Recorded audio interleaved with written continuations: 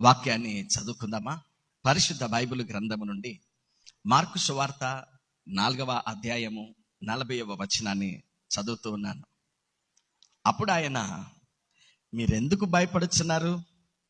మీరింకను నమ్మిక లేక ఉన్నారా అని వారితో చెప్పాను. ఈ ఉదయకాల సమయమందు వాక్యాన్ని ప్రారంభించేదానికి ముందు నేను మిమ్మల్ని ఒక ప్రశ్న అడుగుతూ ఉన్నాను. మీ చుట్టూ ఎవ్వరూ లేరు, మీరు ఒక్కరే ఉన్నారు. అలా ఒక్కరే ఉన్నటువంటి మీకు నా ప్రశ్న ఏంటంటే, మీరు ఒక్కరేనా? మీరు ఇద్దరా? మిమ్మల్ని మీరే తీర్మానాలు తీసుకొని మీరు స్వతహాగా వెళ్ళగలుగుతున్నారా? లేకపోతే ఎవరైనా మిమ్మల్ని నియంత్రిస్తూ ఉంటూ ఉన్నారా, నడిపిస్తూ ఉంటూ ఉన్నారా? ఇది నా ప్రశ్న. మీకు అర్థమైందా?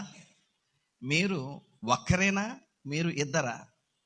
మిమ్మల్ని మీరే డ్రైవ్ చేసుకుంటూ ఉంటున్నారా, లేకపోతే ఎవరైనా మిమ్మల్ని నడిపిస్తూ ఉంటున్నారా?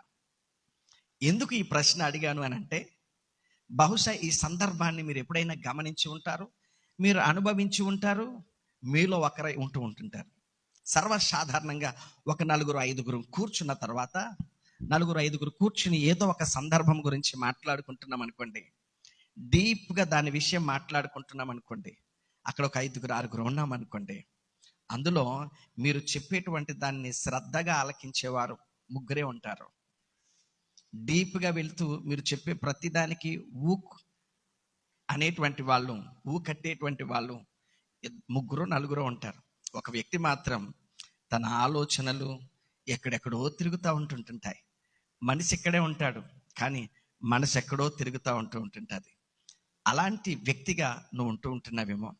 ఈ రోజున ఎంతటి మనిషి, 6 అడుగుల మనిషి, చక్కగా ఉండేటువంటి మనిషి, బోలెడంత చదువుకున్నటువంటి మనిషి, బోలెడంత జీతాన్ని సంపాదించుకుంటున్నటువంటి వ్యక్తి, బోలెడంత కండలు తిరిగినటువంటి వ్యక్తి, చెప్పుకోవడానికి ఎంత గొప్ప వ్యక్తి అయినా తనను పరిపాలిస్తూ తనను నియంత్రించేటువంటి విషయం ఒకటి ఉంది.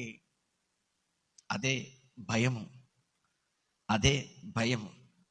మీరు ఎవరైనా పరాగ్గా ఉన్నటువంటి వారిని, ఏదో ఆలోచిస్తూ ఉన్నటువంటి వారిని మీరు అడగండి, అదే ఎలా ఉన్నావేంటి, హలో నువ్వు ఇక్కడే ఉన్నావా, ఏంటి ఆలోచిస్తున్నావు అని మనం అడిగినప్పుడు వాళ్ళు ఏం చెప్తారు అని అంటే, కొన్ని సమస్యలను మన ముందుంచి వీటిలో ఏ నిర్ణయం తీసుకోవాలో, వెళ్ళొచ్చా వెళ్ళకూడదా, చేయొచ్చా చేయకూడదా, అనొచ్చా అనకూడదా, ఈ తీర్మానం తీసుకోవచ్చా తీసుకోకూడదా, కట్టొచ్చా కట్టకూడదా, వెళ్ళొచ్చా వెళ్ళకూడదా, ఇలాంటి సందిగ్ధాల మధ్య చాలామంది తీర్మానాలు తీసుకోవచ్చా లేదా అనేటువంటి దాంట్లో మనలను నడిపించేటువంటి వ్యక్తి ఒకడున్నాడు అనేటువంటిది మనకు అర్థమవుతుంది. ఎందుకనంటే, నువ్వు అనుకున్నది చేసేస్తే నిన్ను ఎవరు నడిపించట్లేదు, కానీ ఏదో ఒక భయము నిన్ను వెంటాడుతూ, అమ్మో నువ్వు చేయలేవు, అమ్మో నువ్వు గెలవలేవు, అలో నువ్వు పాస్ అవ్వలేవు, అలో నువ్వు చేయలేవు, నువ్వు ఒక్కరిదానివే, నువ్వు ఒక్కడివే, నీ దగ్గర డబ్బులు ఎక్కడి, నీకు అందం ఎక్కడిది, నీకు ఆరోగ్యం ఎక్కడిది, నీకు శక్తి ఎక్కడిది, సామర్థ్యం ఎక్కడిది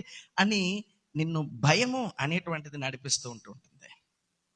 ఈరోజున బహుశా ఏ భయాల మధ్య ఎలాంటి నిర్ణయాలు తీసుకోక కొట్టిమెట్లాడుతూ ఉంటున్నావో, ఏ నిర్ణయం తీసుకోవడం పాల్పోవడం లేదేమో, నీ వల్ల కాలేకపోతూ ఉంటుందేమో, ఏదో ఒక భయము నిన్ను వెంటాడుతూ ఉందేమో, నేను అతలాకుతలం చేస్తూ ఉంటుందేమో, నేను సందిగ్ధములో నెట్టివేసిందేమో, మనశ్శాంతి లేకుండా నిన్ను పరాకు మనిషిగా చేసేస్తూ ఉంటుందేమో, బాడీ ప్రజెంట్ మైండ్ ఆబ్సెంట్గా చేసేస్తూ ఉంటుందేమో, అందరిలాగా కలివిడిగా ఉండలేకపోతున్నావేమో, అందరిలాగా సంతోషంగా సమాధానంగా ఉండలేకపోతున్నావేమో, అందరిలాగా ఆడుతూ పాడుతూ తిరగలేకపోతున్నావేమో, అందరిలాగా నువ్వు ధైర్యంగా జీవించలేకపోతున్నావేమో, ఏదో ఒక భయము నిన్ను వెంటాడుతూ వేధిస్తూ ఉందా, నెమ్మది లేకుండా సమాధానం లేకుండా చేస్తూ ఉంటుందా?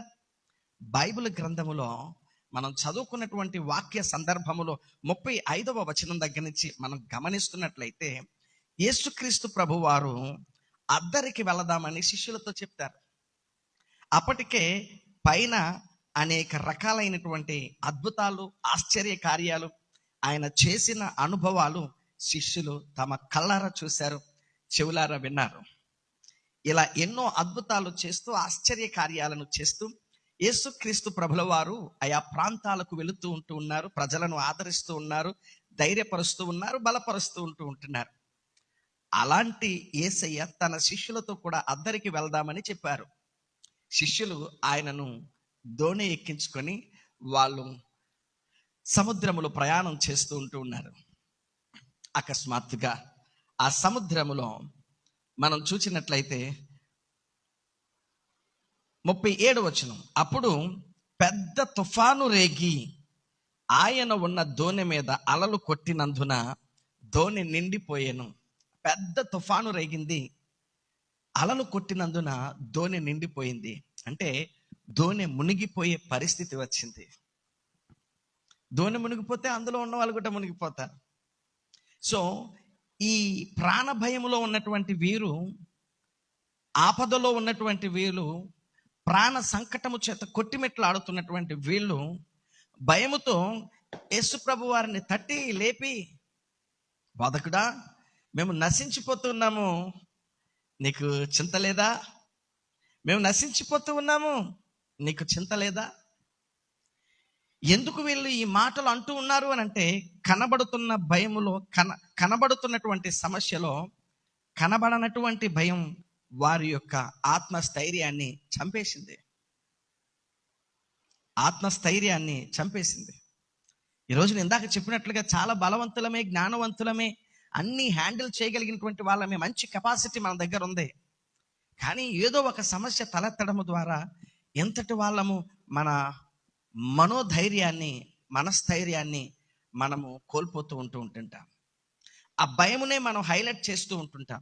ఆ పాయింట్ ఆఫ్ వ్యూలోనే మనం చూస్తూ ఉంటుంటాం. మనం ఏంటి, మన వెనకాల ఏముంది, మన జ్ఞానం ఏంటి, ఎలాగ దీన్ని ఎదుర్కోవచ్చు, ఎలాగ దీనితో పోరాడవచ్చు, దాన్ని పోరాడి గెలవచ్చు అనేటువంటి శక్తి సామర్థ్యాల కంటే దానినే పెనుభూతంగా చూసి మనకంటే సమస్య పెద్దదన్నట్లుగా మనల్ని మనము మరచిపోతూ ఉంటాం. ఇక్కడ శిష్యులు కూడా చేసిన పని అదే. అక్కడ ఉన్నటువంటి పరిస్థితులను చూసి భయపడి, నీకు చింత లేదా, మేము నశించిపోతున్నాము యేసయ్యా. ఈ రోజున బహుశా చాలా సంవత్సరాల నుంచి క్రైస్తవ విశ్వాస జీవితంలో కొనసాగుతూ ఉండవచ్చు. సహోదరుడా, సహోదరి, నీ విశ్వాస యాత్రలో, భక్తి ప్రయాణములో ఏవైనా నువ్వు తట్టుకోలేనటువంటి తుఫానులు ఎదురవుతూ ఉంటున్నాయా? ఎదురుగాలుల వలన ముందుకు సాగలేకపోతున్నావా? అలలు కొట్టడం వలన, సమస్యలు అనేటువంటి అలలు కొట్టడం వలన నీ కుటుంబం అంతా సమస్యలతో నిండిపోయి తేరుకోలేకపోతుందా? నిండా సమస్యలతో మునిగిపోయే పరిస్థితి వచ్చిందా? ఈ రోజున నీ మనస్సు ఎలా ఉంది? నీ ఆత్మస్థైర్యం ఎలా ఉంది? నువ్వేమని మాట్లాడగలుగుతున్నావు? విచిత్రం ఏంటంటే, వీళ్ళతో పాటు అద్భుతాలు చేసిన యేసయ్య ఉన్నాడు అనే సంగతిని మర్చిపోయారు. ఆశ్చర్యకరుడైనటువంటి యేసయ్య వాళ్ళతో ఉన్నాడని వాళ్ళు మర్చిపోయారు. ఎన్నో ఎన్నో ఎన్నో ఎన్నో అద్భుతాలు, ఆశ్చర్య కార్యాలు చేసినటువంటి ఆయన వాళ్ళలోనే, వాళ్ళతో పాటే ఉన్నాడని వాళ్ళు మర్చిపోయారు.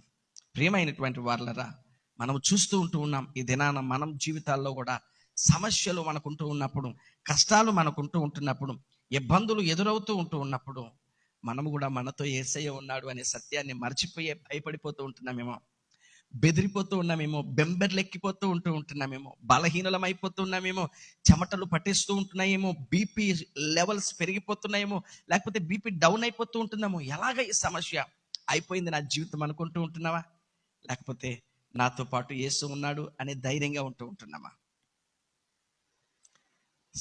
సమస్త సృష్టిని శాసించేటువంటి యేసయ్య తమతో ఉన్నాడు అనేటువంటి సంగతిని మర్చిపోయి సమస్యను చూసి భయపడుతున్నారు శిష్యులు. ఈ రోజున కూడా చాలా క్రైస్తవ కుటుంబాలు ఈ రీతిగానే ఉంటున్నాయి. సమస్యలు పెద్దవిగా ఉండవచ్చు, ముంచేసేటువంటివిగా ఉండవచ్చు. విశ్వాసి, నీలో ఉన్నవాడు లోకంలో ఉన్నవాడి కంటే గొప్పవాడు. లోకాన్ని జయించిన వాడు నీతో ఉన్నాడు. లోకాన్ని సృష్టించిన వాడు నీతో ఉన్నవాడు. లోకాన్ని శాసించిన వాడు ఆయన నీతో ఉన్నాడు. వెంటనే యేసయ్య లేచి ఆ యొక్క గాలిని గద్దించగానే ఆ తుఫాను ఆగిపోవడం మనం చూస్తూ ఉంటుంటాం. నిశ్శబ్దమై ఊరకుండమని సముద్రంతో చెప్పగానే గాలి అణిగి మిక్కిలి నిమ్మలమాయను. నీతో ఉన్నవాడు, నీలో ఉన్నవాడు, నువ్వు సేవించేవాడు ఆయన సర్వశక్తిమంతుడైనటువంటి దేవుడు. దైవజనులు జడ్సన్ అబ్రహాం గారు మంచి పాట రాశారు. నువ్వు ఆరాధించేటువంటి దేవుడు సర్వశక్తిమంతుడైనటువంటి దేవుడు. ఆయన అబ్రహాము దేవుడు.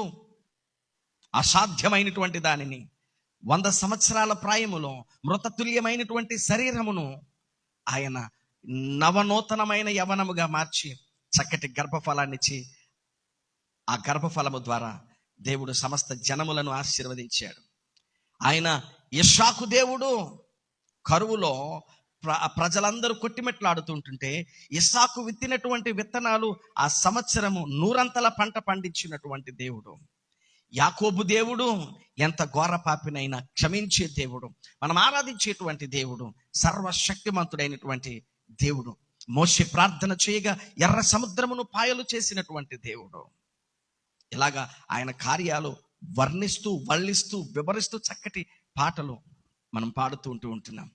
అయితే నమ్ముతూ ఉన్నామా మనం ఆరాధించే దేవుడు సర్వశక్తిమంతుడని? శిష్యులు తమతో ఉన్న యేసును కాకుండా, తమలో ఉన్న యేసును కాకుండా భయాన్ని చూసి భయపడుతున్నట్లుగా ఈనాటి క్రైస్తవ సంఘం ఉంటుందేమో, నీ విశ్వాస జీవితం ఉంటుందేమో. ఈ వాక్యము ద్వారా ప్రభు మరొకసారి నిన్ను పురుకొల్పుతూ ఉన్నాడు. యేసు నీతోనే ఉన్నాడు, యేసు నీలోనే ఉన్నాడు, నీ సమస్య దగ్గరే ఉన్నాడు. నీ సమస్యకు అవతల లేడు ఆయన. నీ సమస్యలో నీతోనే ఉన్నాడు. ధైర్యముగా ఉందాం.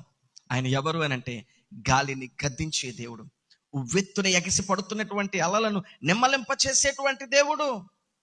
ఆయనకు సమస్త సృష్టి తల వంచుతుంది. దిగులు చెందొద్దు. ఉదయకాల సమయమందు ఏ బాధలో ఉన్నావో, ఏ బలహీనతలో ఉన్నావో, ఏ కష్టములో ఉన్నావో, ఎవరు తీర్చలేనిదా, ఎప్పటికీ తీరనటువంటిదా, ఎప్పటికీ కుదరనటువంటిదా, ఎవ్వరికీ సాధ్యం కానిటువంటిదా? ఈ రోజున భయపడవద్దు. యేసు నీతో ఉన్నాడు, యేసు నీలో ఉన్నాడు. ఆయన వైపు చూద్దాం. ఆయన వైపు చూసి నిశ్చింతగా ఉందాం. ఈ రోజున యేసుక్రీస్తు ప్రభువారిలో నిలకడమైన విశ్వాసము కలిగి ముందుకు సాగుదాం.